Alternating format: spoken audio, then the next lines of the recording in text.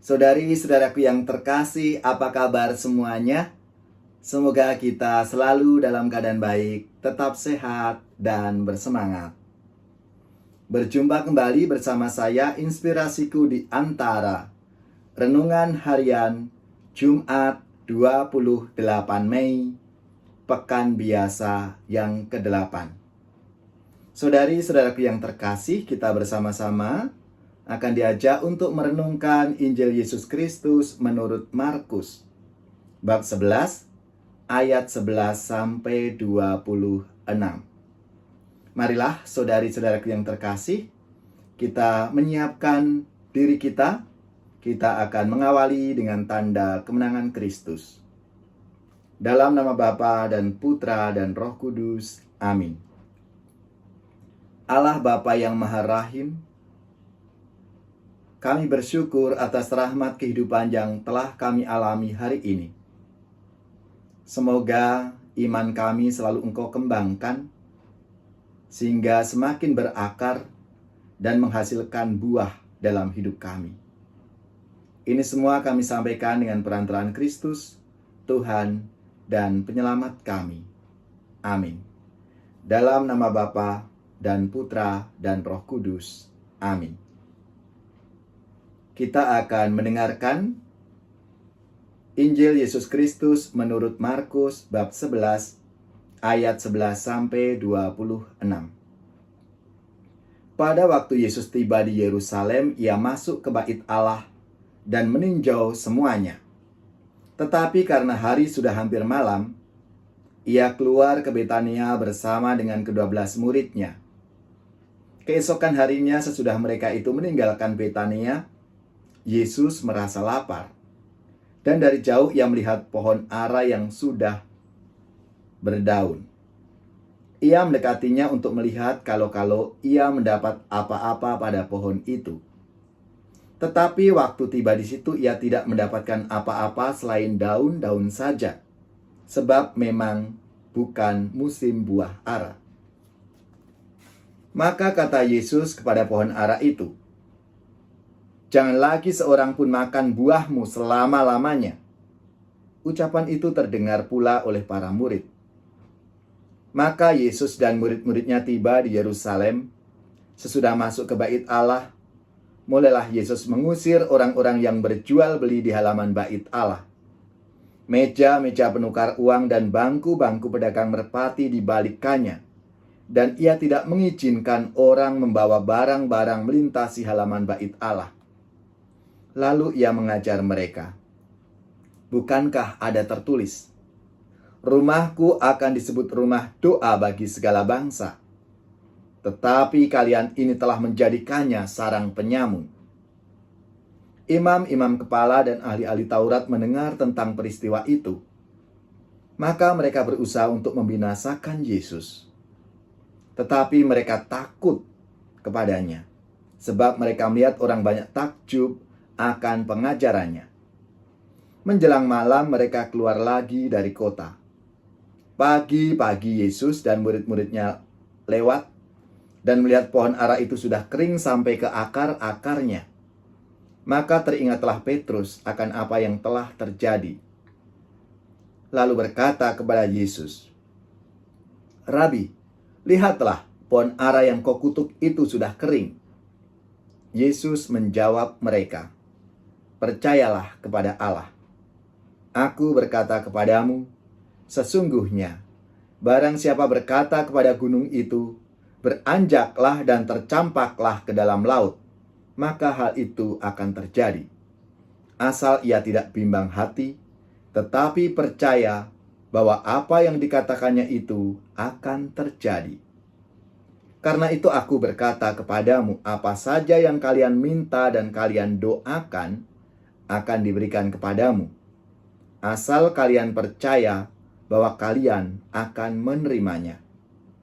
Dan jika kalian berdiri untuk berdoa, ampunilah dahulu sekiranya ada barang sesuatu dalam hatimu terhadap seseorang, supaya juga Bapamu yang di surga mengampuni kesalahan-kesalahanmu.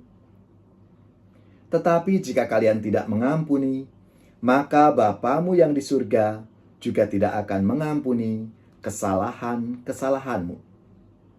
Demikianlah Injil Tuhan. Terpujilah Kristus. Saudari-saudaraku yang terkasih, hari ini kita diajak untuk semakin mendalami relasi kita dengan Tuhan melalui iman kita. Maka saya mengajak saudara-saudari sekalian melalui pertanyaan refleksi pembuka renungan kita. Apakah Anda sudah berdoa hari ini? Pasti sudah. Paling tidak bareng saya hari ini. Seberapa sering Anda berdoa dalam sehari? Dan saya juga percaya, yakin, saudara-saudari juga berdoa pasti lebih dari 1 atau 2 kali dalam sehari. Karena berdoa itu sangat penting bagi hidup kita. Berdoa bagaikan nafas bagi kita sebagai orang beriman. Kalau nafas kita tidak bisa berjalan dengan baik, hidup dan kegiatan kita pun juga akan terhambat. Saudari-saudaraku yang terkasih, Bapak Paus Fransiskus pernah mengatakan, doa adalah senjata paling ampuh yang kita miliki, sebuah kunci untuk membuka pintu hati Tuhan. Doa adalah kekuatan terbesar gereja yang tidak boleh kita tinggalkan. Bapak Paus kita pernah mengatakan hal itu. Dan bahkan salah satu pesan Tuhan Yesus dalam bacaan Injil hari ini adalah pentingnya berdoa dengan penuh iman. Apa saja yang kamu minta dan doakan, percayalah bahwa kamu telah menerimanya, maka hal itu akan diberikan kepadamu. Sabda ini disampaikan oleh Tuhan Yesus kepada para murid-Nya saat mereka melihat pohon ara yang dikutuk oleh Tuhan Yesus sudah menjadi kering sampai ke akar-akarnya. Saudari-saudaraku yang terkasih, bicara tentang doa, iman menjadi kunci penting terkabulnya sebuah doa kita.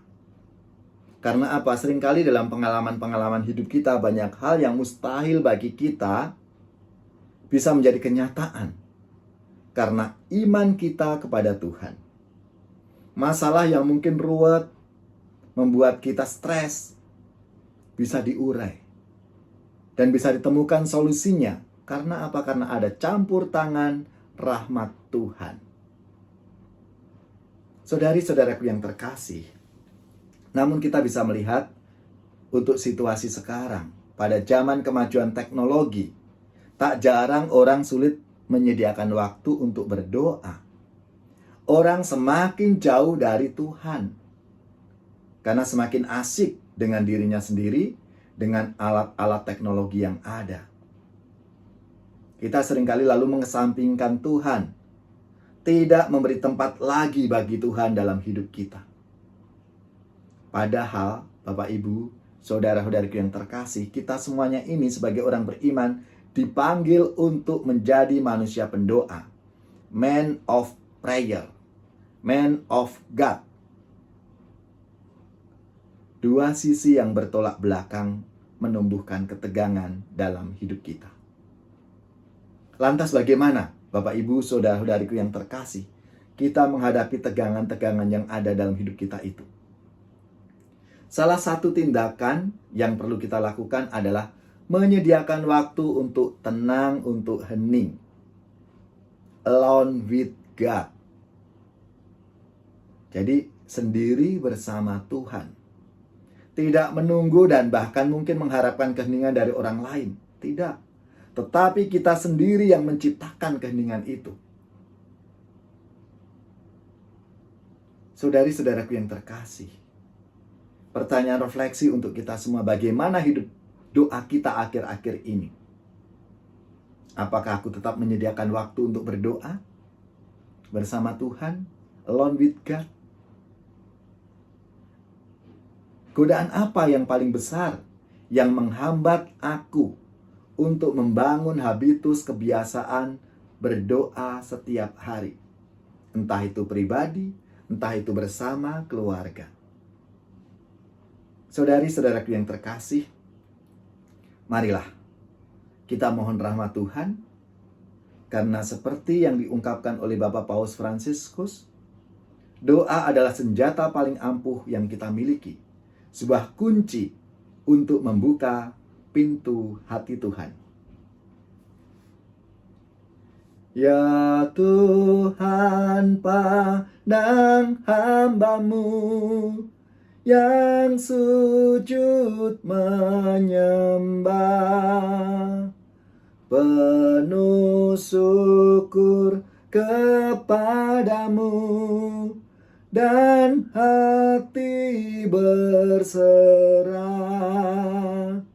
sembah dan bakti umat-Mu, pujian kemuliaan-Mu seutuhnya terimalah,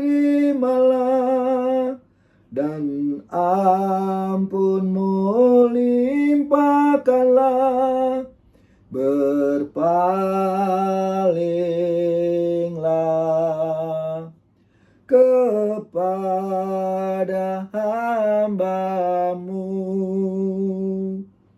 berpalinglah kepada hamba-Mu. Saudari-saudaraku yang terkasih, marilah kita mengakhiri renungan kita dengan mohon berkat Tuhan.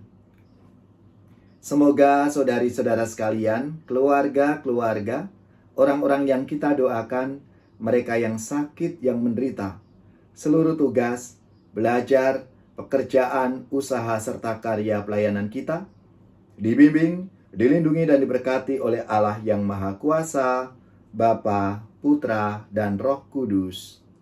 Amin.